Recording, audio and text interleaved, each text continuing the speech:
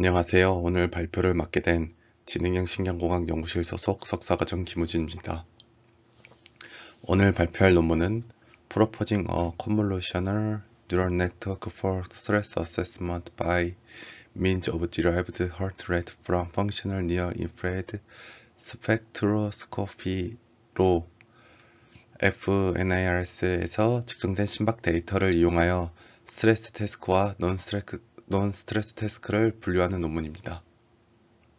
페이퍼 인포메이션으로는 저널은 컴퓨터 인 바이올로지 앤 메디신으로 Q1급 논문이며 임팩트 팩터는 6.698입니다. 데이터는 총 20명의 남성으로부터 측정되었으며 FNIRS를 측정하였습니다. 샘플링 레이트는 10Hz로 오른쪽 그림과 같이 전두엽 23개의 채널에서 측정되었습니다. 이 논문을 읽다 보통 FNIRS에서 옥시디옥시헤모글로빈을 계산하기 위해 쓰이는 비어램버트 공식이 쓰이지 않아 장비 회사 홈페이지 가서 확인해보니 장비 자체가 실시간으로 계산되어 옥시디옥시가 나온다고 합니다.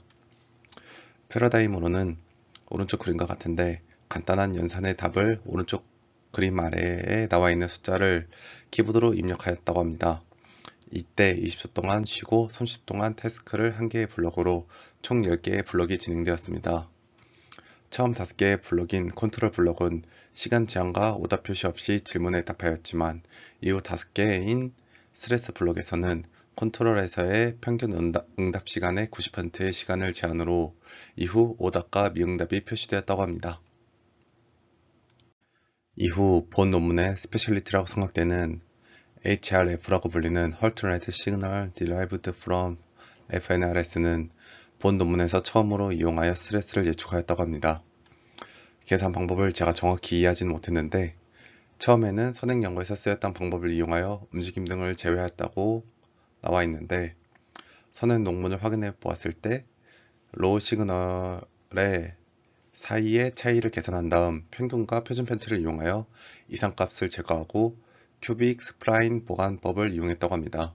이 큐빅 스플라인 보관법은 점과 점 사이 관계를 계산하는 방법이라고 합니다. 이후 1에서 1.9의 밴드패스 필터링을 진행하였는데 이러한 필터링을 진행한 이유는 심박수가 60에서 114 정도라서 0.1Hz 부근에서 발생하는 메이어파, 호흡 리듬의 변동, 심장 박동과 같은 무관한 기타 주파수 성분 등을 제거하기 위해 하였다고 합니다. 이후 피크를 찾아주는 방법인 AMPD 방법을 이용하여 인접한 두 피크 사이의 시간 간격을 계산하여 순간 HR이 계산되었다고 합니다. 이후 3차 보관법을 이용하여 HR이 계산되었고 추출된 HR은 다시 평균과 표준 편차를 이용하여 표준 편차의 3배보다 큰 이상값을 반으로 줄여서 HR을 추출했다고 합니다. 아래는 FNIRS라고 표시했는데 HRF도 널스 데이터에서 추출되었지만 아래는 옥시와 토탈 헤모글로빈을 말하는 것으로 ICA를 진행하고 이후 0.001에서 0.14Hz로 밴드패스를 진행했다고 합니다. 이후 분류에 쓰이는 특징으로는 두 가지로 나누어지는데 시간 도메인과 주파수 도메인으로 시간 도메인은 평균, 스탠더드 데비에이션, 외도 및 첨도가 이용되었는데 주파수 도메인은 선행 연구에서 쓰인 4가지 특징이라고만 논문에 나와 있고 따로 언급이 되어 있지 않아 선행 논문을 확인해 보니 극저주파수, 저주파수, 고주파수 3개만을 이용했다고 하고 다른 선행 연구는 알아보라 따로 확인하지 못하였습니다.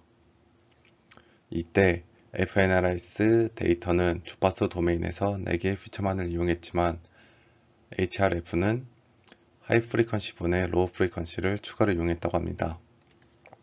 데이터셋으로는 FNIRS는 30초의 데이터를 3개로 나눈 후 옥시와 토탈 헤모글로빈 2개에서 8개의 특징을 추출하여 1개의 블록에서 48개의 데이터셋이 추출되었다고 합니다. HRF는 30초를 10초간 3개로 나눈 후 9개의 피처를 추출하여 총 27개의 데이터셋이 추출되었다고 합니다. 다음으로는 컨트롤 그룹과 스트레스 그룹을 구분할 CNN 구조입니다. 형태는 텐서플로우의 형태로 10개의 3 곱하기 1 커널 크기가 이용되었다고 합니다. 이후 총 4개의 덴스 레이어가 있는데 이때 드롭아웃 레이어는 60%, 40%, 20%로 설정되어 있는데 이것은 가장 적합한 모델을 찾기 위해 여러 실험을 기반으로 설정되었다고 합니다. 이후 편향을 줄이기 위해 5홀드 크로스 밸리데이션을 하였다고 합니다. 다음으로는 결과입니다. 이때 HRF가 잘 되었는지 확인하기 위해 한 피험자의 HRF를 보여줬는데 이때 회색 부분이 컨트롤이고 노란색이 스트레스일 때 육안으로 확인해 봤을 때 그림과 같이 대부분의 심박수가 올라간 것을 확인해 볼 수 있었습니다.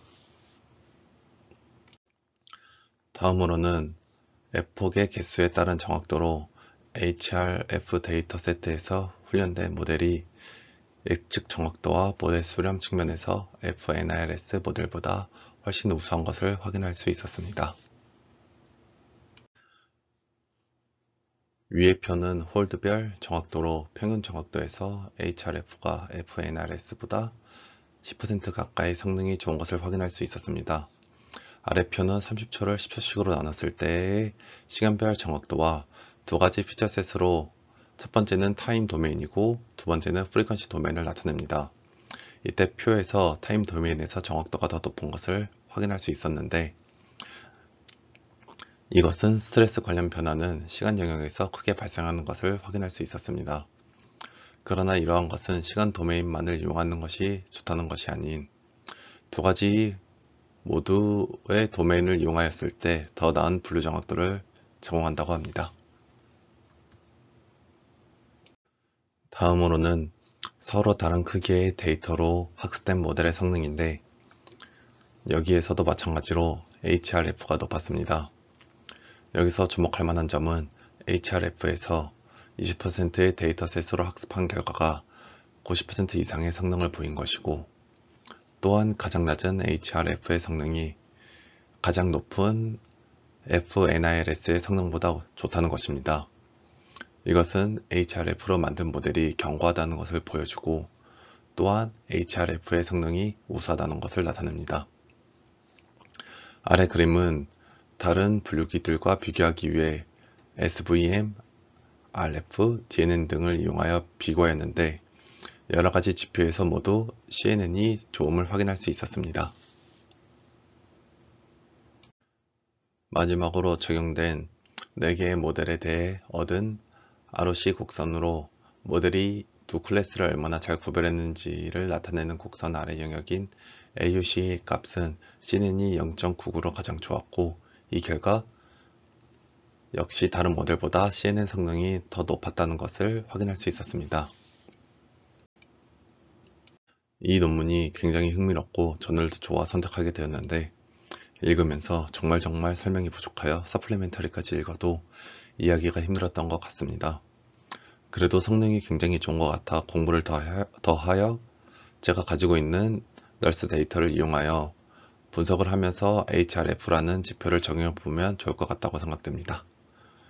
오늘 발표 여기서 마치겠습니다. 감사합니다.